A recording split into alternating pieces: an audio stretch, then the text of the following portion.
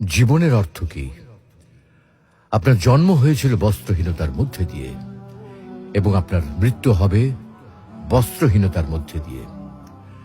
আপনি পৃথিবীতে এসেছিলেন অত্যন্ত দুর্বল হয়ে, এত দুর্বল ছিলেন যে মার সাহায্য ছাড়া খাবারটুকু মুখে নিতে পারতেন না। আপনি যখন এই পৃথিবী ছেড়ে চলে যাবেন তখনও আপনি অত্যন্ত দুর্বল আর অসহায় থাকবেন। তখন আপনার কাফনের কাপড়টুকু আপনি নিজে পরতে পারবেন না, আরেকজন আপনাকে তা পরিয়ে দেবে। যখন আপনি এই পৃথিবীতে এসেছিলেন তখন আপনার অর্থ সম্পদ কিছুই ছিল না। যখন আপনি এই পৃথিবী ছেড়ে চলে যাবেন তখনও আপনার অর্থ সম্পদ কিছুই থাকবে না। আপনাকে প্রথম গোছল যেমন অন্য কেউ দিয়েছিল, তেমনি আপনার শেষ গোছলও অন্য কেউ দেবে। আপনি যেমন পৃথিবীতে একা এসেছিলেন, ঠিক তেমনি ভাবে আপনাকে পৃথিবী থেকে একাই চলে যেতে হবে। আপনার সঙ্গে আপনার প্রিয়জন কেউ যাবেন না। হ্যাঁ, এটাই জীবন, এটাই তো জীবন। তাহলে কেন এত মারামারি, এত সংঘাত, এত হানাহানি? কেন এত বিদ্বেষ? কেন এত হিংসা? কেন এত বেইমানি?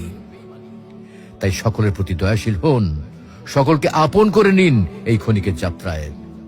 জীবন খুবই সংক্ষিপ্ত, সুতরাং জীবনকে মহৎ কাজে উৎসর্গ করুন। সর্বদাই নিজের ও মানুষের কল্যাণ করুন, অনর্থক কাজ থেকে নিজেকে বিরত রাখুন।